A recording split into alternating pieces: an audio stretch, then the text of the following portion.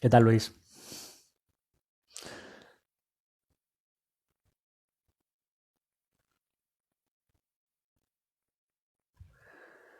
Bueno, vamos a esperar como siempre un par de minutillos a que vayan entrando la audiencia.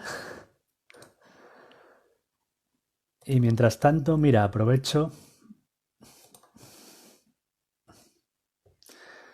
para, si me acuerdo,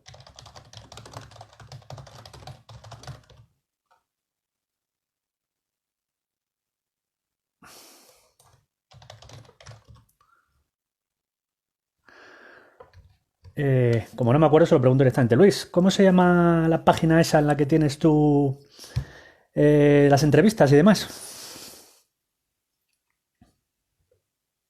El canal de YouTube.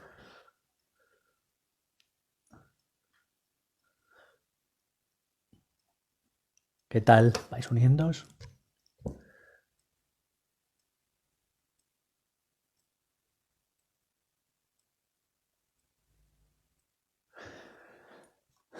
Bueno, pues entre que me contesta Luis, la de YouTube, Acadef Asturias. Vale. Lo había puesto a Dicafe casi. Acadef Asturias.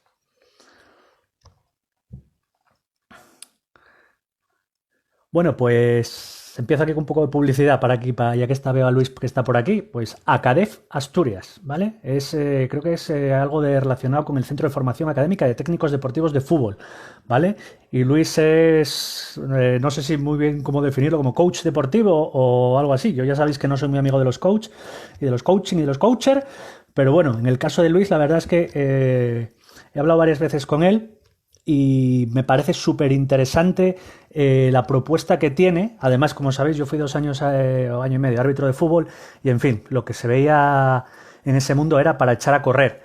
Y me encanta, en el caso de Luis, la perspectiva humana que le quiere meter al mundo del deporte y al mundo de los entrenadores y demás, ¿vale? Yo creo que es más que necesaria esa perspectiva un poco de factor humano que muchas veces se olvida en pro de la competitividad y de, bueno, y de lo que es la técnica y demás. Coach en potencia y próximamente mentor y especialista en PNL, programación neurolingüística. Bueno, eso, uy, uy, uy, ahí tocas con hueso también. No soy yo muy de la PNL. Pero bueno, como os digo, ¿vale? Pues efectivamente, si queréis ver un poco de este tema de coaching deportivo o relacionado con este aspecto del factor humano en el deporte, pues Acadef Asturias en YouTube, ¿vale? Bueno, empiezo, pues nada, un saludo a todos, entre que se va incorporando el personal. Y primero, pues antes que nada, fe de erratas en este mundo de ratas, que en el último vídeo dije, hablé de, no sé si os acordáis, hablé de unas técnicas de manipulación que utilizaban los medios de comunicación y decía que habían sido, aunque eran de un teórico de la conspiración, se asignaban a Chomsky. Decía que Chomsky era conductista. No, error. Patada. Esto me pasa a menudo y veréis que me va a pasar. De hecho, pues esto de la fe de ratas lo haré al principio de los vídeos, porque a veces mi boca va más rápido que mi cerebro. Sabéis que hay una cierta polémica filosófica, una dialéctica filosófica ahí sobre si nuestro lenguaje precede a nuestro pensamiento precede a nuestro lenguaje. Bueno, pues en mi caso, mi boca va más rápido que mi cabeza. Así que muchas veces me pasan este tipo de cosas.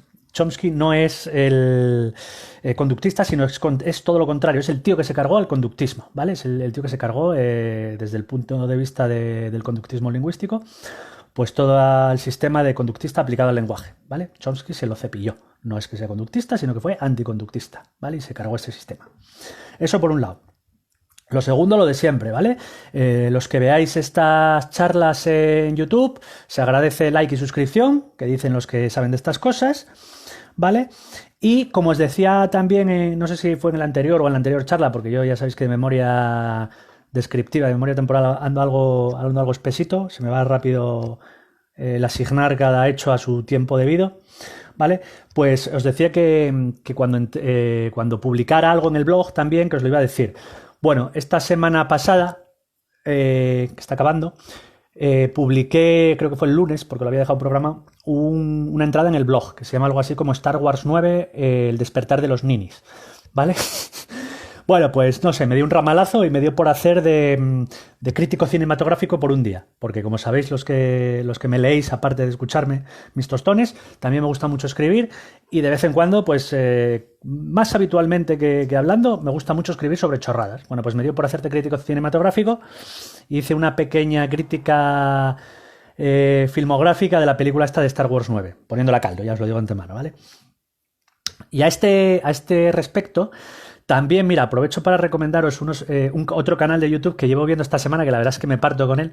Es un tío que yo no lo conozco, se llama Danny Bouve TV, ¿vale? Los que veáis esto en YouTube, os lo pongo en la descripción del vídeo, os pongo el enlace, ¿vale? Se llama Danny Bouve TV, ¿vale? Bueno, pues es un tío que ya os digo que es un chaval que parece bastante joven, que se dedica a hacer crítica cinematográfica. Y la verdad es que yo me parto. ¿Por qué? Porque es un tío bastante mal hablado, pero sobre todo es bastante buen crítico, en el sentido de que a mí me parece que la crítica que hace está muy bien fundamentada, muy bien argumentada, da cera cuando la tiene que dar, pero también dice las cosas buenas cuando tiene que decirlas, ¿vale? Entonces, bueno, me hace bastante gracia. Bueno, pues yo os lo recomiendo si a alguien le gusta el cine, ¿vale? Podéis verlo por ahí. Y nada, ya por último en esta previa, también comentaros que el martes, más o menos, yo el martes o miércoles, probablemente el martes, haré el primer monográfico, ¿vale? Os había dicho que si alguien tenía interés en determinados temas o en aunque entrevistara o, bueno, o hablara, si hiciera algún debate con algunos profesionales, que me lo dijerais, que os podéis poner en contacto conmigo a través del mail cancerberus1978@gmail.com. Bueno, pues ya se ha puesto en contacto conmigo alguna gente, ¿vale? Y en concreto una persona que se puso en contacto conmigo me dijo que, bueno, que su hija estaba estudiando primero de bachiller y que estaba muy interesada en si podía hablar de las salidas profesionales de la psicología. Entonces, bueno, pues aprovechando que va a empezar en breve la EBAU y que los alumnos de segundo de bachillerato se van a tener que inscribir en las carreras que quieran hacer, bueno, pues me parece muy adecuado hacer esa charla, ¿vale? Entonces, pues ya os digo, el martes haré un monográfico sobre las salidas profesionales y aprovechando pues los estudios que tengo, no solo de la psicología, sino también de la pedagogía y de magisterio, ¿vale? Pues salidas profesionales de la psicología, de pedagogía y de magisterio, ¿vale? Pues esto será el martes. Bueno, y ahora sí, después de este speech anticipatorio un poco, ¿no? sobre aspectos así tangenciales, empezamos con la charla del curso este de técnica de técnicas defensivas frente a la manipulación psicológica, ¿vale?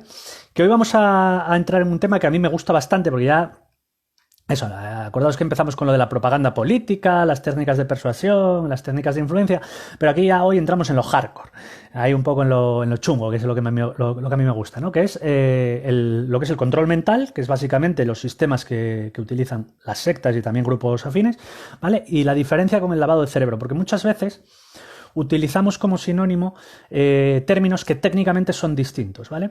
Hablamos de control mental, hablamos de reforma del pensamiento, esos dos sí son sinónimos, o se utilizan de forma indistinta, pero hablamos también de lavado de cerebro, y eso es otra cosa muy distinta. Entonces, lo primero que vamos a ver vamos a diferenciar esos términos, ¿vale? Bueno, empezamos con la reforma del pensamiento, el control mental, ¿vale? También se le llama persuasión, acordaros que fue lo que vimos en el último apartado, vimos técnicas de persuasión, pero esto sería técnicas de persuasión coercitiva, ¿vale?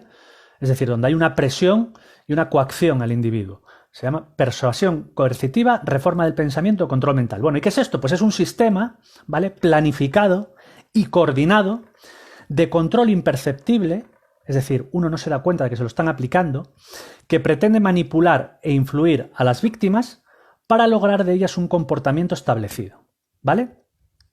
Bueno, ¿y cómo se consigue esto? Bueno, pues se consigue aplicando una serie de pasos secuenciales que individualmente no son apreciables como estrategias de coerción, es decir, de presión y de coacción al individuo, pero que tomados globalmente pueden llevar a la inducción de un determinado tipo de ideas, creencias, actitudes y comportamiento en otros.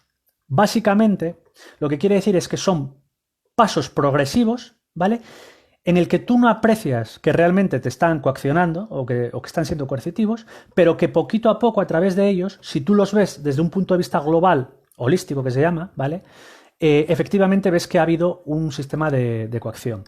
Y esto es el mismo sistema que utilizan los maltratadores, ¿vale? Es decir, cuando hablamos del maltrato, de la violencia de género, hay un sistema que es progresivo, ¿vale? A nadie, qué decir, a ningún maltratador, o muy poquitos, o alguno así aislado, utiliza ya de primera mano, te pega una paliza porque sí, ¿vale? No, ¿por qué? Porque entonces la mujer coge y se largaría, ¿no? Sin embargo, lo que hacen es ir muy poquito a poco, con pasos progresivos, donde empiezan generando determinados desprecios casi imperceptibles, insultos que van progresivamente incrementándose, van destruyendo totalmente la autoestima de la víctima, también de forma progresiva sin que se dé mucha cuenta. Hacen lo propio por la red social, ¿vale? Con la red social de la víctima, la van destruyendo poquito a poco sin que sea muy perceptible, y al final ya empiezan pues las agresiones y las palizas y demás, ¿vale?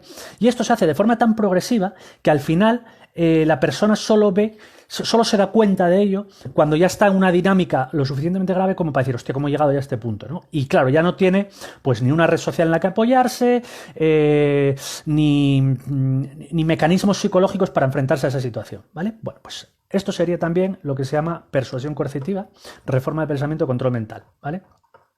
Lo que pasa que, bueno, se puede aplicar a diferentes aspectos. Uno sería la violencia de género, que lo veremos, y otro es a las sectas o a los grupos de dinámica sectaria, ¿vale? Bueno, estas técnicas de presión coercitiva muchas veces pensamos simplemente en grupos de dinámica sectaria de corte religioso, ¿no? Las sectas tradicionalmente han sido religiosas, ¿vale? Sorbito de parsiflora. Bueno, pues de hace un tiempo a esta parte, particularmente con el paso del tiempo, parece que las sectas religiosas han caído un poco en desuso, todavía las hay muchas, pero cada vez menos, y cada vez las sectas van profesionalizándose en otros ámbitos, ¿vale? ¿Qué ámbitos son esos? Bueno, pues aparte de las organizaciones religiosas, hay organizaciones políticas que funcionan en régimen de dinámica sectaria, hay agrupaciones de tipo comercial, ¿vale? Que también funcionan en régimen de dinámica sectaria, de tipo publicitario, etcétera, ¿vale? Os decía un día de estos de atrás que había una historia ahora que se llama el telar de sueños, que era un sistema de estos piramidal, que parece ser que funciona también en régimen de dinámica sectaria. Bueno, lo de Herbalife, que yo estuve en una de las charlas de captación, bueno, pues también funciona un poco en ese rollo de dinámica sectaria, etcétera, etcétera, ¿vale? Bueno, pues esto sería un poco lo que es la reforma del pensamiento o el control mental, ¿vale? Veis que aparentemente no hay un sistema que se pueda captar así de inicio, que sea muy duro, muy de coacción, muy ilegal tampoco, por eso es tan difícil muchas veces meterle manos desde el punto de vista legal a las sectas, etcétera, ¿vale? Y esto se diferencia totalmente de lo que es el lavado de cerebro, ¿vale? El lavado de cerebro se empezó a conocer o se estudió, bueno, más bien se hizo famoso y generó su estudio a través del caso de Patty Hearst, ¿vale? Patty Hearst era la nieta de un magnate periodístico que se llamaba William Randolph Hearst de Estados Unidos, me parece que era, ¿vale? Y fue secuestrada por el Ejército de Liberación Simbionesa, ¿vale? Se tenía las siglas de SLA. Bueno, pues el Ejército de Liberación Simbionesa, que por supuesto buscaban la revolución socialista en el tercer mundo, como todos los grupos, como gran cantidad de grupos terroristas, tenía un fin que era, no, nosotros desde el socialismo vamos a hacer la revolución y vamos a acabar con la pobreza en el tercer mundo. Bueno, y entonces eso ya justifica que puedan hacer todo tipo de barbaridades que les dé por ahí, ¿vale? Por cierto, es curioso, su símbolo era una cobra de 7 cabezas. Hay que ver también los grupos terroristas generalmente de carácter comunista o de carácter socialista que aplican el terrorismo, la fijación que tienen con las serpientes como símbolo. Eso, mira, más adelante sería otro programa interesante, otra charla interesante, el simbolismo, ¿no? El mundo de los símbolos, pero bueno. Bueno, pues ¿qué hicieron estos del ejército, los chalaos estos del Ejército de la Liberación Simbionesa? Bueno, pues llamaron a la puerta básicamente de Patty Hearst, la metieron en una furgo y la secuestraron, ¿vale? Y una vez que la hubieron secuestrado, bueno, pues la metieron en su reducto donde estaban allí ocultos, ¿vale? Y la metieron en un armario. Ella estuvo durante días y probablemente semanas metida en ese armario, ¿vale? Simplemente le abrían el armario para tirarle comida, para insultarla, vejarla y destrozarla psicológicamente, y para violarla de forma reiterada, incluso y agredirla y etcétera, hacerle todo tipo de barbaridades, ¿vale? Eso fue lo que le hicieron a Patty Hearst. ¿Qué pasó? Que durante este proceso psicológico que tuvo que aguantar ella tan duro, de violaciones reiteradas, agresiones reiteradas, insultos reiterados, destrucción de la autoestima, como mecanismo de pura supervivencia, ella lo que fue haciendo fue generar complicidad o generar, vamos a decir, cierta empatía hacia sus captores, ¿vale? Esto se ve en el síndrome de Estocolmo. ¿Por qué? Porque si tú consigues conectar humanamente con el captor que te está haciendo todas esas barbaridades, al captor, lógicamente, le va a costar más hacerte daño. Entonces, de una forma automática e inconsciente, lógicamente, producto de todas estas vejaciones y todas estas barbaridades, ella fue asimilando el sistema de creencias del propio grupo del Ejército de Liberación Simbionesa.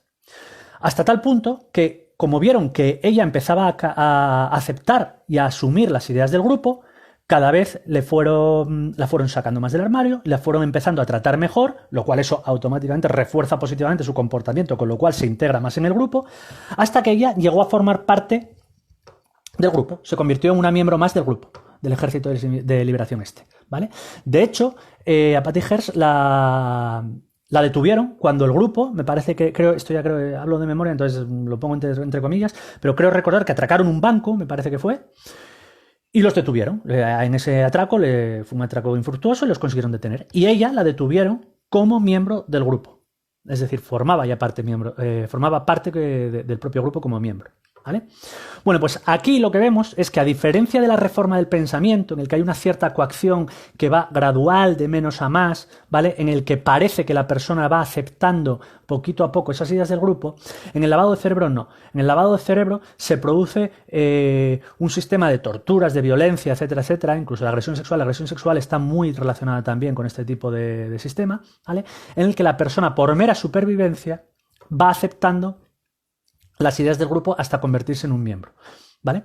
Esto pasaba también, se vio también que pasaba, que fue cuando se empezó a estudiar también de forma más incipiente, luego ya con esto ya explotó el tema, pero de forma incipiente con los prisioneros de guerra, ¿vale? Con los prisioneros de guerra que se utilizaban sistemas de este calibre, pues efectivamente se vio que había prisioneros de guerra que llegaban a justificar a sus captores, etcétera. Es un poco lo que pasa, como os decía, en el síndrome de Estocolmo, que seguramente hoy habréis escuchado hablar de él, en las películas sale mucho, que es cuando, por ejemplo, unos secuestradores, atracan un banco, secuestran a los que están allí, ¿no? Y al final resulta que hay uno de los secuestrados que acaba haciéndose novio o pareja de uno de los secuestradores, etcétera, ¿vale?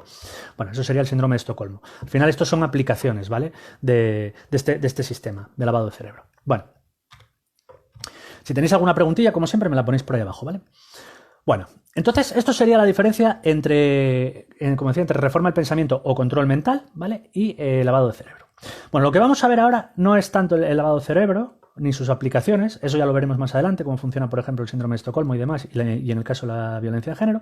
Ahora lo que vamos a ver son unas teorías que explican un poco la reforma del pensamiento, el control mental, es decir, estos procesos, ¿vale?, que van poquitín a poquitín, ¿vale?, que nos van convenciendo, siendo cada vez más coactivos. Y para esto hay que entender una serie de teorías psicológicas, por eso hoy va a ser un poco más académico, aunque intentaré darle, como siempre, algún ejemplo práctico, ¿vale? Pero bueno, lo que vamos a ver son teorías y modelos que explican esto. Vamos a ver detalladamente la teoría de la disonancia cognitiva, pero primero vamos a hablar de una teoría que es una teoría previa, que se llama la teoría de la autodeterminación, ¿vale? Bueno, pues la teoría de la autodeterminación la teoría de la autodeterminación de Ryan y Dietschy, que son creo que son los dos autores que son los que la generaron, nos muestra los motivos que impulsan nuestras conductas desde una perspectiva más individual. Es decir, nosotros como individuos, ¿cuáles son las verdaderas motivaciones que nos mueven a actuar como solemos hacerlo, ¿vale? De hecho, esta teoría comenzó siendo una teoría sobre la motivación, de por qué hacemos las cosas, ¿no? Para pasar a ser una teoría posteriormente un poco más completa sobre la personalidad y las necesidades psicológicas básicas. Bueno, pues según esta teoría existen para empezar, dos tipos de motivación. Los que seáis un poco del mundo educativo, y bueno, y sin ser del mundo educativo seguro que habéis escuchado hablar de ello también, ¿vale? Hay dos tipos de motivación, ¿vale? Que son la motivación intrínseca y la motivación extrínseca. La motivación intrínseca es la que subyace a una conducta realizada porque es interesante y satisfactoria en sí misma, produciéndonos beneficio o satisfacción en personal. Es decir, cuando hacemos algo porque nos da la gana, no sacamos particular beneficio, pero lo hacemos porque nos gusta, nos llena, nos anima y nos produce bienestar, ¿vale? Como por ejemplo yo con estas charlas, no saco particularmente nada de ellas, pero me encanta hacerlas, ¿vale? O sea, a lo mejor porque me encanta oírme y eso me refuerza mi autoestima y mi egocentrismo ilimitado. Bueno, pues por eso lo hago. Bueno, pues motivación intrínseca, ¿vale? No saco un particular beneficio, nada más que el disfrute que tengo haciéndola. Y luego estaría la motivación extrínseca, que es la que subyace a una conducta realizada de forma instrumental como medio para obtener algo, conseguir un premio o evitar un castigo, ¿vale? Pues, ¿por qué estudio? Porque me compran la bicicleta, tradicionalmente, ¿no? Y fijaros, aquí hay una cosa curiosa, porque los estudios científicos demostraron que si hay alguien que está motivado intrínsecamente, es decir, que hace las cosas porque realmente les gusta, porque quiere hacerlas, etc., y posteriormente se le da un premio por hacer esa conducta, disminuye la motivación intrínseca. Es decir, la motivación extrínseca en general disminuye el nivel de motivación intrínseca. Por eso, si una persona está haciendo algo porque le gusta o porque le llena, darle un premio puede llegar a entorpecer esa motivación, ¿vale? Bueno, como os decía, Ryan y Dietz encontraron 3 necesidades básicas fundamentales para que la persona logre un funcionamiento efectivo y bienestar psicológico. ¿Cómo no logramos las personas el bienestar psicológico? Bueno, pues a partir de cumplir 3 necesidades básicas, como os decía. Primera, la necesidad de autonomía. Es aquella que hace que el individuo se sienta actor percibido y origen de su propia conducta. Es decir, de que se sienta libre, ¿vale? Por eso la motivación extrínseca muchas veces reduce la motivación intrínseca, porque cuando hacemos algo por un premio externo, ya no nos sentimos tan libres, sino que nos sentimos un poco obligados por ese premio, ¿vale? O por ese castigo, a realizar esa conducta. Entonces, por eso la disminuye, ¿vale? Bueno, pues eso.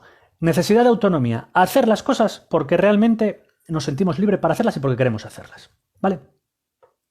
Esto también, acordaos que os hablé, creo que en la charla anterior, o si no en la anterior, de por qué tiene un refuerzo positivo aquello que está prohibido hacer. Porque lo que está prohibido, al final, si yo hago algo que está prohibido porque me da la gana hacerlo, lo que está satisfaciendo es mi necesidad de autonomía, de soy libre y hago lo que me sale de los cataplines, ¿vale? Bueno, la segunda necesidad que satisfacemos con esto es la necesidad de competencia, ¿vale? Que es aquella que hace que el individuo se sienta eficaz cuando interactúa con el entorno y que busque nuevas oportunidades para desarrollar sus capacidades. Es decir, no solo tenemos que sentirnos libres para hacer algo, sino que además tenemos que sentirnos competentes. Es decir, cuando nosotros hacemos algo y sabemos que lo hacemos bien, nos gusta. ¿Por qué? Porque nos reafirma como personas hábiles que podemos resolver problemas o que podemos realizar determinadas cosas, ¿no? Y además, fijaros, cuanto más difícil nos resulta algo, ¿vale?, más satisfacción nos da. ¿Por qué? Porque nos sentimos más competentes. Por eso, el realizar cosas particularmente difíciles nos da un particular refuerzo, ¿vale? Nos sentimos competentes haciendo eso y eso también incrementa nuestra autoestima. Y finalmente, la tercera necesidad que nosotros tendríamos que satisfacer, según esta teoría de la autodeterminación, sería la necesidad de relacionarnos, que es aquella que hace que el individuo se sienta conectado con otros y aceptado por el grupo. Es decir, esto ya lo dije varias veces, como seres gregarios que somos, nosotros estamos, digamos, un poco programados para movernos en grupo, para querer agradar al grupo, para sentirnos valorados por el grupo, ¿vale? De hecho, por eso son tan útiles esos términos que se utilizan, esos términos grupales que se utilizan para defenestrar a un individuo. Por ejemplo, fascista, ¿vale? O no, ¿cómo me va a considerar a mí la gente fascista, ¿no? Entonces, al final, lo que están operando es como una estrategia, una etiqueta que funciona como una estrategia de manipulación. Para que no me llamen fascista, yo me adapto al funcionamiento del grupo, ¿no? Bueno, pues es una estrategia de manipulación. Entonces, a mí, que me llamen lo que les dé la gana, ¿vale? Que me llamen fascista, que me llamen comunista, que me llamen subnormal, o que me llamen lo que quiera. Por cierto, mira, ayer fue una cosa curiosísima, fue una cosa brutal. Ayer por la noche estaba en Twitter con un amigo y pasó uno de estos test rápidos que hay, ¿vale? Que te cataloga o te etiqueta políticamente. Entonces te pone de izquierdas a derecha, ¿vale? Te hace un cuadrante, ¿no? Te divide en 4 partes y te pone entre izquierda y derecha dónde estarías y de comunitarismo a individualismo dónde estarías, ¿vale? Oye, quedé en el centro. Eran 36 preguntas, pero en el centro. O sea, en el centro justo entre izquierda y derecha y a 2,2 puntitos, o sea, prácticamente en el centro también, entre comunitarismo y individualismo. Tiraba 2 puntitos hacia el comunitarismo. Tiraba. O sea, en el centro, pero centro.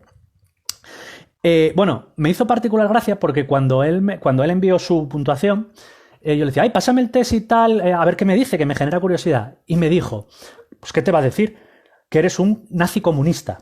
Y yo dije, hostia, nazi comunista. Y yo, bueno, vale, totalmente típica perogrullada así contradictoria y tal. Bueno, y cuando estuve en el punto centro, me di cuenta de que además no estaba en el centro, porque bueno, dices tú, bueno, es muy fácil si tú más o menos a todas las preguntas respondes de forma mesurada, ¿vale? Tirando a lo que se llama el sesgo de tendencia central, es decir, pues entre de 5 puntos que tenía la escala, contestas a todas en el 3, ¿vale? Es muy fácil que quedes en el centro. Pero es que no. Porque que los que me conocéis además lo sabéis, yo no tiendo a estar en el centro, sino más bien tiendo a polarizar mucho. Entonces, ¿qué pasa? Que había preguntas que yo había contestado en uno de los polos y otras preguntas antagónicas que había contestado en el otro de los polos, de tal forma que unas preguntas se contrarrestaban con las otras, ¿vale? Entonces, al final resulta que no es que sea de centro, es que me polarizo mucho, me voy muy al extremo en determinadas posturas, algunas de las cuales son muy de derechas y algunas de las cuales son muy de izquierdas. Y entonces eso al final, cuando tú haces una media sin ver la desviación típica, lo que hace es que estés en el puñetero centro. Y bueno, cuando puse la puntuación me dijo, pues lo que yo decía, nazi comunista. En fin, bueno, pues esto que se me va un poco la olla, esto como anécdota ayer. Mira, os voy a poner también el enlace por si alguno estáis interesados en realizar este test. Se puede hacer muy rápido, se hacen 5 o 10 minutos, son me parece que son 30 ítems o 30 y pocos ítems, ¿vale? En los que tienes que decir si estás muy de acuerdo, algo de acuerdo, normal, neutro, poco de acuerdo o nada de acuerdo con esos, ¿vale? Y pues te preguntas sobre si estás a favor de la eutanasia, de la legalización del cannabis, de los bancos o no sé qué, de las acciones, de comprar y vender acciones, etcétera, etcétera, ¿vale? Me dicen por aquí que falta de criterio. No. Al contrario, yo no creo que sea una falta de criterio. Creo que es personalidad absoluta. Es decir, que yo no tengo por qué seguir un criterio de pensamiento colectivo. Es decir, yo estoy muy de acuerdo con determinadas cosas que pueden ser muy derechas y muy de acuerdo con determinadas cosas que pueden ser muy de izquierdas. Y te voy a poner un ejemplo. Por ejemplo, yo estoy muy de acuerdo pues con la legalización de la eutanasia, con la legalización del cannabis, que son temas tradicionalmente muy de izquierdas, pero también soy profundamente antinacionalista, rajo para los nacionalismos y desde luego para los autoritarismos, ni te cuento, pero bueno, sobre todo para los nacionalismos, que son cosas tradicionalmente muy de derechas. Entonces, bueno, no sé, pero bueno, puede ser interesante ver las puntuaciones de algunos por ahí, a ver qué os sale a los demás, ¿vale? Luego, si queréis, las comentáis o las ponéis en Twitter y nos echamos unas risas. Bueno, pues esto que os decía, paréntesis otra vez, KitKat de estos que se me va la olla. Esta es la teoría de la autodeterminación. Y ahora llega la teoría de la que yo estoy enamorado, ¿vale? Que es la teoría de la disonancia cognitiva. La teoría de la disonancia cognitiva la hizo un tío que estaba particularmente ido de la olla y que hacía cosas particularmente perturbadoras, tipo de las que hago yo, que se llamaba Leo Festinger o León Festinger, según a quien lo leas, ¿vale? Y este tío, que era un elemento de cuidado, lo que hizo fue meterse en una secta para ver cómo funcionaban las sectas y desarrolló su teoría de la disonancia cognitiva. Y de hecho luego era una secta de estas de va a venir el platillo volante y nos va a salvar a todos y tal, y al resto los va a asesinar y tal, y va a llegar el apocalipsis y la de Dios. Entonces el tío además cometieron un error que suele cometer algunas sectas, que es poner una fecha, ¿no? Y él decía, bueno, pues nada, cuando llegue la fecha y no llegue el puñetero ovni ni el apocalipsis, pues nada, la secta se disolverá porque joder, ante semejante fallo estrepitoso, bueno, la gente se dará cuenta de que ha sido engañada. Pues no, lo que descubrió fueron otros mecanismos que operan posteriormente, de tal forma que cuando la secta falla, sí, algunos se van, pero los que quedan se reorganizan y reorganizan su sistema de creencias justificando por qué gracias a la secta no se ha cumplido ese carácter apocalíptico, y eso cohesiona y da más unidad a la secta, ¿vale? Bueno, pues este tipo de cosas, de cosas inconscientes, ¿vale? Las hizo León Festinger llevándolas todavía más allá que yo, ¿vale? Y generó la teoría de la disonancia cognitiva. Bueno, según esta teoría de la disonancia cognitiva, hay 3 aspectos del ser humano que están relacionados. Esto lo vimos un poco en la charla de Jaime de Berenguer, ¿vale? Que es las cogniciones. Las cogniciones en psicología no son solo los pensamientos, ¿vale? Incluyen muchas cosas como pueden ser pues, las expectativas, las creencias, la forma de procesamiento de la información, las ideas, etcétera, ¿vale? O sea, todo lo que tiene que ver un poco con el razonamiento. Luego estarían las emociones, que es todo el mundo emocional, ¿vale? Pues de los afectos positivos, los afectos negativos, etcétera. Y luego estarían las conductas, ¿vale? Es decir, lo que hacemos. Básicamente, lo que pensamos, lo que sentimos y lo que hacemos, ¿vale? Son los 3 componentes de la teoría de la disonancia cognitiva. Esto se lo explico a mis alumnos y, por cierto, suele ser pregunta de examen, ¿vale? Suele ser pregunta de examen. Ahí lo dejo. Bueno, pues estos 3 elementos tienen que tener una dirección consonante, ¿vale? Es decir, tienen que ir en la misma dirección. ¿Por qué? Porque si solo uno de ellos se altera y va en dirección disonante, de ahí el nombre, teoría de la disonancia cognitiva, respecto a los otros dos, eso genera una sensación muy desagradable en el organismo, ¿vale? Un malestar psicológico que se ve absolutamente obligado a resolver la disonancia, ¿vale? Entonces, la cognición, la emoción y la conducta siempre a piñón fijo en la misma dirección. Si no, la liamos, ¿vale? Y os voy a poner un ejemplo que hemos aplicado, desde luego, todos los fumadores, porque aquí veo que varios sois viciosillos, ¿eh? Os gusta el vicio. Bueno, pues os voy a explicar el sistema de manipulación que os hacéis a vosotros mismos, marranos viciosos. Bueno, me estoy viniendo arriba, espera. También lo hago yo, ¿eh? Yo también lo he aplicado muchas veces. Bueno, que es con el tabaco, por ejemplo, ¿vale? No, aquí no va a haber examen, Chris. Bueno, pues es el hábito de fumar, ¿vale? Nosotros, cuando fumamos, ya tenemos un hábito adquirido, ¿vale? Que es el hábito de fumar. Lógicamente, ahí se genera una adicción, que es incluso de carácter físico, ¿no? En el que sabéis que además, bueno, aprovecho para meter aquí cuña del tabaco, sabéis que el tabaco es decía Antonio Escotado, que parte de ese carácter especialmente adictivo que tiene es porque es la única droga capaz de generar dos sensaciones simultáneas que refuerzan, que son ansiedad y relajación al mismo tiempo, ¿vale? Es decir, es la única droga que te pone ansioso y relajado a la vez. O sea, te da como un shock contradictorio y eso genera una adicción física y psicológica brutal. Bueno, pues lógicamente cuando fumamos tenemos la adicción, es decir, el hábito ya conductual de fumar, ¿vale? Y eso nuestro propio organismo tiene sus propios sistemas biológicos que nos impelen a fumar, ¿vale? Sabéis que bueno, inicialmente parece, porque como os decía, genera ansiedad y relajación al mismo tiempo, pero parece que inicialmente te relaja, pero rápidamente en cuanto acabas necesitas otro porque ya vuelves a tener el subidón este, ¿no? Bueno, pues nuestra conducta entonces iría, quiero más tabaco, ¿vale? Fumar. Nuestra emoción, en este caso, iría en esa misma dirección. ¿Por qué? Porque fumar, como todas las drogas, tiene efectos positivos. También los tienen negativos, lógicamente, pero las drogas tienen unos efectos, no sé, bueno, no vamos a llamarlos positivos, vamos a llamarlos placenteros, porque si no la gente no se drogaría. Es decir, cuando tú te metes cualquier tipo de droga, si te metes, pues eso, si te metes tabaco, pues tienes esa sensación paradójica de que te relaja. Si te metes alcohol, parece que te desinhibe, se te olvidan los problemas. Si te metes cocaína, etcétera, pues te activas, como todas las drogas estimulantes. Si te metes cannabis, pues también tiene una sensación placentera o de paz, incluso de experiencias psiconautas que se suelen llamar, es decir, de viaje psicológico, etcétera. Tienen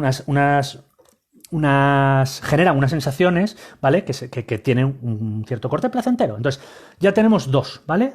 La conducta que nos impelería a volver a fumar y la emoción, ¿vale? O el afecto que nos impelería también a obtener esa situación placentera. ¿Qué pasa? Que llega la tercera, la razón, la cognición, ¿vale? Y te dice,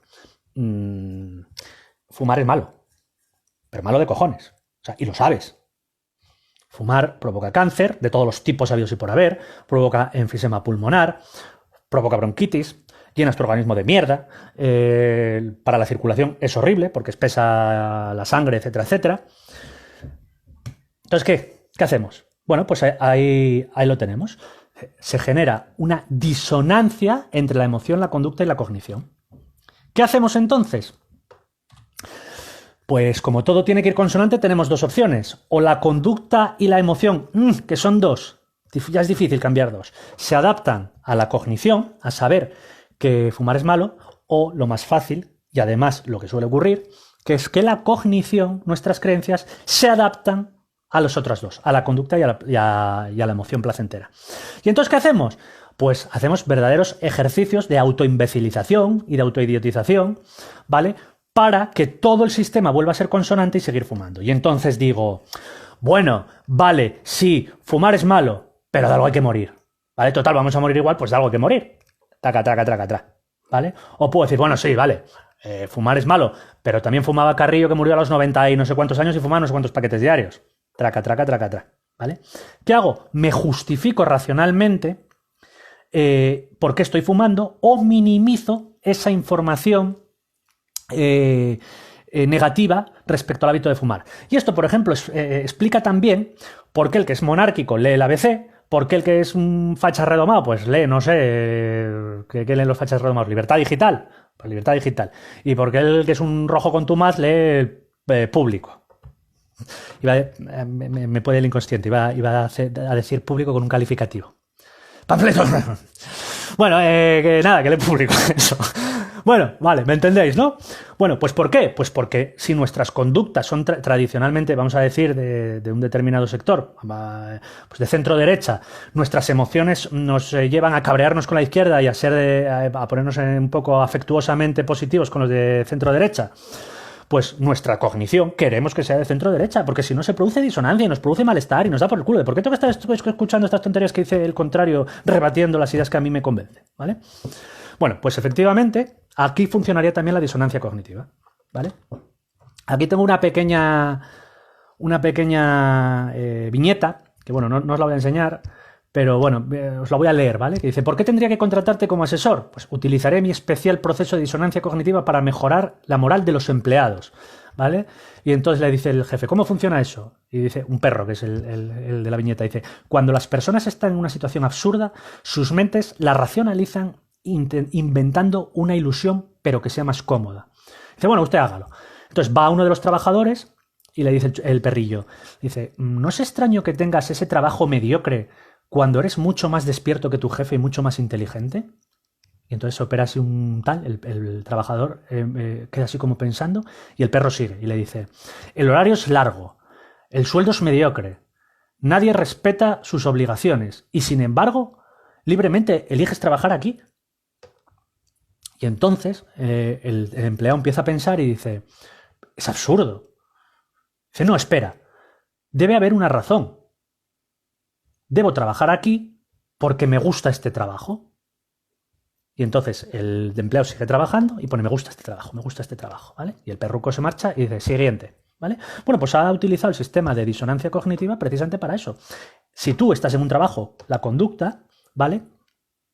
Y te dan unas ciertas razones racionales para negártela, ¿vale? Pues tú tienes que racionalizarla positivamente, ¿vale? Y entonces dices, pues entonces sí, efectivamente, si todas esas razones negativas racionalizo. ¿Por qué sigo trabajando aquí? Porque me gusta, ¿vale?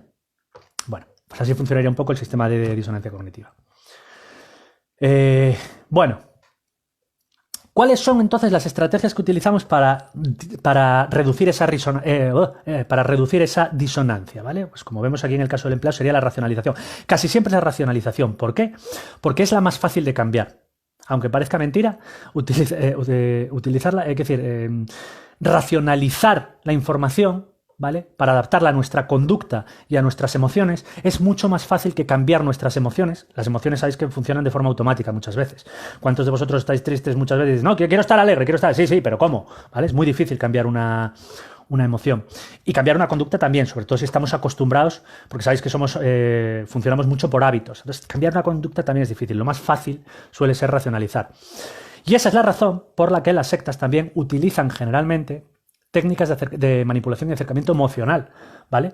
¿Por qué? Porque es muy fácil captar a alguien por las emociones, o incluso los políticos generar odio es muy fácil, ¿vale? Luego controlar ese odio es muy difícil, pero generarlo es facilísimo. Entonces es muy fácil manipular a la gente por las emociones, que es lo primero que llega. Lo siguiente, se adaptaría a las conductas a esas emociones. ¿Por qué? Porque al final es tan simple como que vamos donde estamos a gusto y vamos donde nos dan refuerzo positivo y afecto y nos vamos de donde nos dan pues todo lo contrario, ¿vale? Donde nos dan tristeza o situaciones que atentan con nuestro sistema de creencias, etcétera. Efectivamente, como dice por aquí Luis, somos animales de costumbres, ¿vale? Entonces lo más fácil es cambiar la racionalidad, ¿vale? El pensamiento. Lo que pasa es que eso, primero se cambia la emoción, la conducta se adapta a esa emoción y luego ya lo que queda va solo, cambia por sí mismo. Y entonces es cuando ya vemos el proceso completo, cuando podemos decir, pero vamos a ver, cómo una persona de cierto nivel cultural, de cierto nivel formativo, que razona, que es buen paisano, puede acabar en una secta destructiva que promueve no sé qué milongas de que va a venir un ovni y te va a coger y entre tanto se dedica a hacer barbaridades por ahí. Bueno, pues por esto, ¿vale? Por esto mismo, porque su sistema de creencias, de una forma, a través de autorracionalizaciones, ¿vale? Se ha ajustado a sus conductas y a sus emociones. Bueno, lo que os decía. ¿Cómo funciona o qué estrategias utilizamos para reducir la disonancia? Eliminar las cogniciones disonantes, a veces aumentar las cogniciones consonantes, es decir, racionalizamos para eliminar lo que va en contra de lo que queremos pensar y aumentamos el poder de la información de aquello que corrobora nuestras ideas previas. Reducir la importancia de las cogniciones disonantes, reducimos la importancia de aquello que va contra lo que queremos pensar, o aumentar la importancia de las cogniciones consonantes. Resumiendo, quitamos la información que está contra lo que queremos pensar y aumentamos la información que va en consonancia con lo que queremos pensar. Restamos importancia a esa información que es contraria a nosotros y aumentamos la importancia de aquella información que es favorable a lo que ya de antemano queremos pensar. ¿En qué nos convierte esto? Y hay que asumirlo, y somos así, y yo el primero, y todos, ¿vale? Y no por ellos es más burro, al contrario, es más listo porque se está a la defensiva. Somos auténticas máquinas de autoimbecilización, ¿vale? Así de simple, somos máquinas autoidiotizadoras. Nos gusta idiotizarnos para ajustarnos a aquello que nos produce placer y que nos deja tranquilinos. Bueno, pues seamos conscientes de ellos y a veces, por lo menos, digamos, bueno, vamos a ver, sé que funciona esto así. Entonces, voy a intentar hacer un sistema que por cierto es el sistema masónico. Los masones, yo no voy a pronunciarme ni a favor ni en contra de los masones, me parece que tienen cosas buenas y que tienen cosas malas, pero tienen un sistema que es cojonudo, ¿vale? Que es analizar siempre las cosas desde los dos puntos de vista, ¿vale? Es decir, intentar coger una especie de tesis, antítesis y síntesis, ¿no? Mirar una cosa desde un punto de vista, tratar de analizar esa misma cosa desde el punto de vista opuesto y a partir de ahí hacer una síntesis de lo que consideran más adecuado uno y otro, desde una y otra perspectiva, ¿vale? Y así se genera pues un conocimiento más mesurado. Esto también lo había comentado, que es lo del 10º hombre, ¿vale? Que lo había comentado creo alguna vez. Dicen que en Israel hay lo que se llama la estrategia del 10º hombre, que es que si reciben una información, por ejemplo, de un atentado o de la explicación de un atentado, tienen como un sistema en el que si 9 personas de 10 que componen un equipo le dan una explicación o descartan una información por alocada o lo que sea, el 10º hombre tiene la absoluta obligación de tomar el punto de vista opuesto y dar respuesta desde ese punto de vista opuesto a esa información, aunque piense lo contrario. O sea, aunque esté de acuerdo con los otros 9, automáticamente quedas obligado, por ser el 10º, a aportar un punto de vista opuesto y justificarlo, ¿vale? Y me parece un sistema extraordinario. Vale. Perdón. Bueno, ¿qué implicaciones tienen estas teorías que hemos visto, la teoría de autodeterminación y la teoría de la disonancia cognitiva en los procesos de manipulación? Bueno, pues si consideramos estas teorías, tenemos ya bastantes pautas para que un proceso de manipulación o de reforma del pensamiento sea efectivo. El primero, la autonomía. La persona no debe de darse cuenta de que está siendo manipulada, ¿vale? ¿Por qué? Porque esto atentaría contra el principio de autonomía. Si la manipulación ha surtido efecto, la víctima además negará tal circunstancia y eso incrementará su proceso consonante con el nuevo grupo. Es decir, si yo me doy cuenta de que alguien está intentando manipularme, automáticamente rechazo sus ideas. ¿Por qué? Porque sé que me está intentando manipular. Sin embargo, si alguien ha conseguido manipularme, ¿vale? Y yo no lo he visto, yo voy a reafirmarme en esas ideas, ¿vale? ¿Por qué? Porque lo contrario sería asumir que me han engañado y que no he actuado libremente. Y eso el ser humano lo rechaza. ¿Vale? Creo que hay una frase por ahí, no me acuerdo muy bien cómo es, pero es más fácil engañar a otros que darte cuenta o que asumir que has sido engañado. Bueno, pues efectivamente, es muy duro, precisamente porque atenta contra este principio, contra esta necesidad de autonomía, es muy duro asumir que uno ha sido engañado, ¿vale? Siguiente, relaciones. La persona busca lazos de pertenencia grupales y comunitarios. Será más fácil manipular a alguien en un contexto grupal, pues pretenderá agradar y sentirse conectado con los otros, ¿vale? Por eso, las captaciones en sectas, ¿vale? Más allá de que haya una conducta gancho o una actividad gancho, siempre se hacen a nivel grupal. Y esto ya os contaré yo también anécdotas de cuando fui a los 2 sitios, a las 2 sectas, donde me sometí a su proceso de captación, o me intentaron captar, con infructuoso resultado por parte de ambos. Gracias a Dios. Bueno, porque iba a la defensiva. Bueno, siguiente. Competencia. La víctima ha de sentirse inicialmente valorada y útil para el grupo, por lo que habrá de sentirse apreciada inicialmente, ¿vale? Esto es la razón por la que os comentaba el otro día que lo primero que va a hacer una secta es lo que se llama la técnica del bombardeo amoroso. que es bombardear a esa persona, vamos, con te queremos, te adoramos, eres valiosísimo, cuánto daríamos por tenerte en nuestro grupo, qué poco te entienden otros, pero cuánto te entendemos nosotros, cuánto te valoramos, ¿vale? Sentirse competente y valorado. Siguiente, motivación intrínseca. Los beneficios que otorga inicialmente la víctima deben apelar a su satisfacción personal y no a ser meramente instrumentales o de carácter externo. Acordaros, la motivación extrínseca reduce la intrínseca. Por lo tanto, hay que cogerle por algo que le llene, ¿vale? O que le agrade a nivel individual, no por meras recompensas externas, ¿vale? Aunque a veces funciona. De hecho, yo siempre lo dije, oye, ya de elegir una secta, pues no sé, elige una secta en la que se folle como Dios, en la que folles mucho, porque, bueno, por lo menos eso que sacas. Bueno, pues ese beneficio, que las hay que el gancho que tienen, y esto lo digo totalmente en serio, el gancho que tienen es de carácter sexual. O sea, lo pasas teta. Yo no sé si visteis la serie Wild Country, que por cierto os la recomiendo, es brutal. No me acuerdo ahora cómo se llamaba la secta, si algunos la acordáis me lo ponéis ahí, pero bueno, es la secta de Osho, el Bhagwan, también conocido, que era un líder espiritual, que era un elemento filipino también. Bueno, pues uno de los ganchos que tenía era que te ibas a poner harto de follar, ¿vale? Pues era uno de los ganchos que tenía. Bueno, y siguiente, disonancia. Si influimos en el ámbito cognitivo, emocional o comportamental de una persona, podemos seguidamente modificar el resto, ¿vale? Bien. ¿Qué implicaciones tiene esto en el control mental? Bueno, pues que toda secta o grupo de dinámica sectaria, ¿vale? Va a intentar controlar el comportamiento de una persona, va a intentar controlar el pensamiento de una persona, va a intentar controlar las emociones de una persona, y un cuarto efecto que está en relación con esos tres, va a intentar controlar la información a la que tiene acceso esa persona, ¿vale? Y esto lo dejamos para el próximo programa, después de la publicidad. No, aquí paro y empezamos aquí en la próxima charla, ¿vale?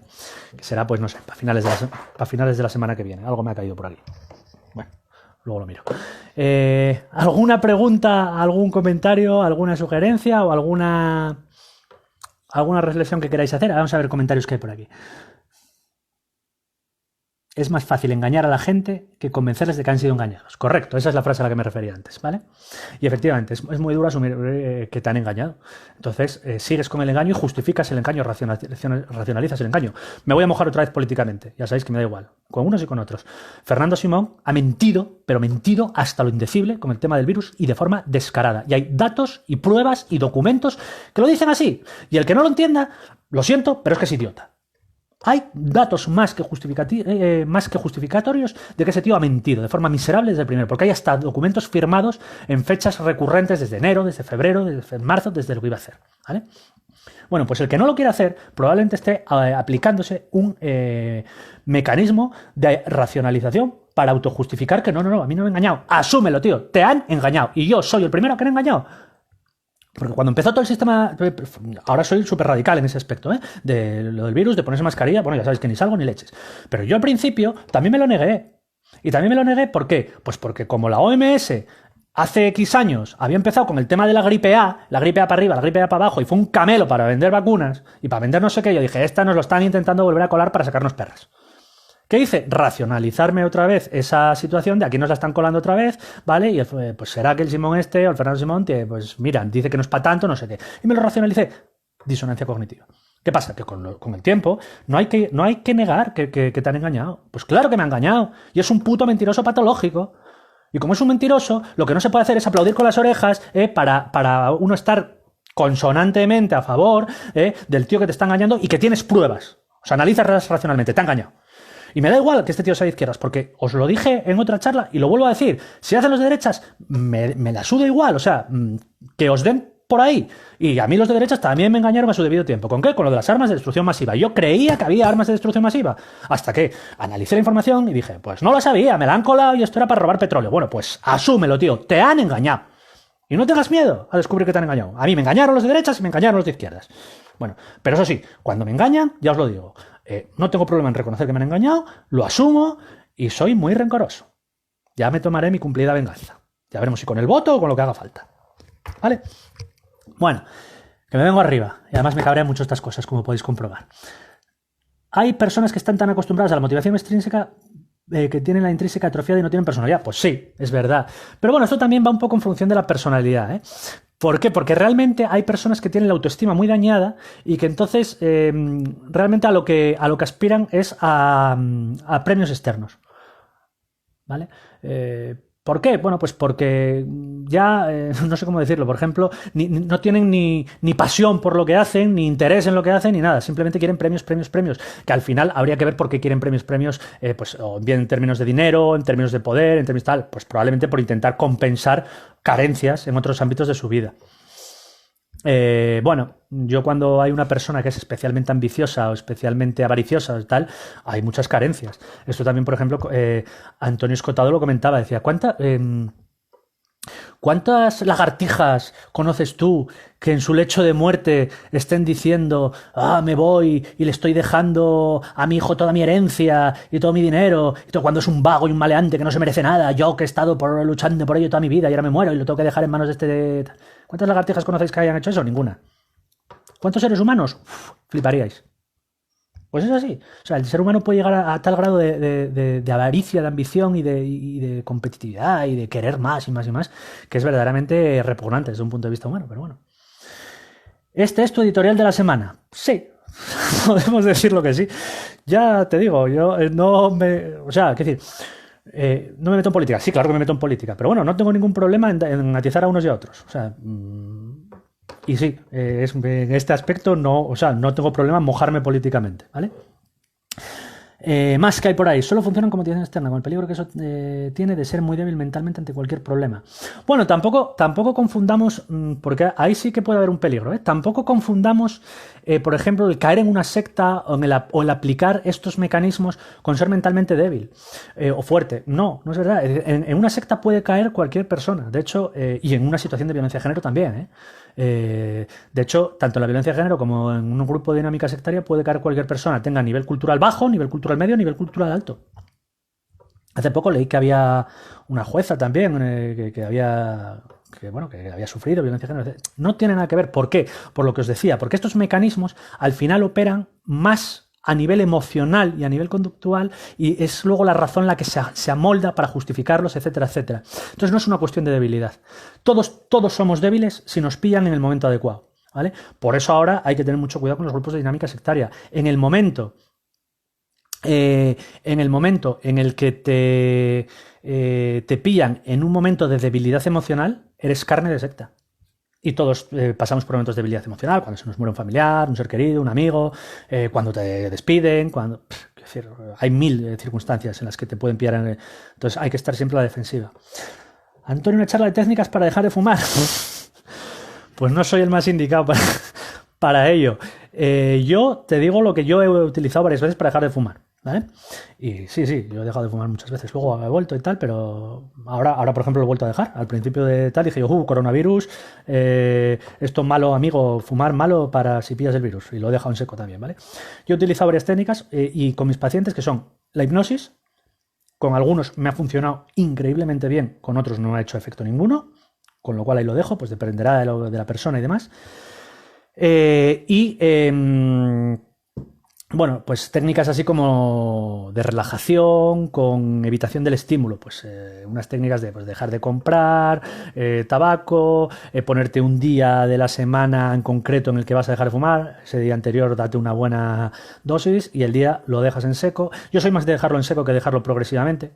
Creo que es más fácil dejarlo en seco y luego a lo mejor pues tomar algo, eso ya en combinación con un especialista médico, ¿vale? Para que te ayude en los 3-4 primeros días, que son los 3 a 5 primeros días, que son los que tienes la adicción física a tope, y se nota, ¿eh? Yo, por ejemplo, esto lo hacía yo, pero bueno, esto siempre con consulta al médico, yo me tomaba un Tranquilmacin los 3 días siguientes de dejar de fumar, ¿vale? Simplemente.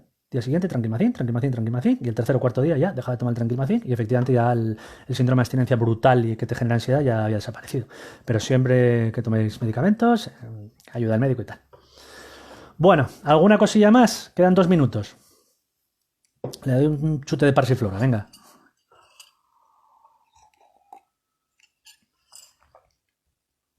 Nada, un nuevo bajo el sol de la Toscana.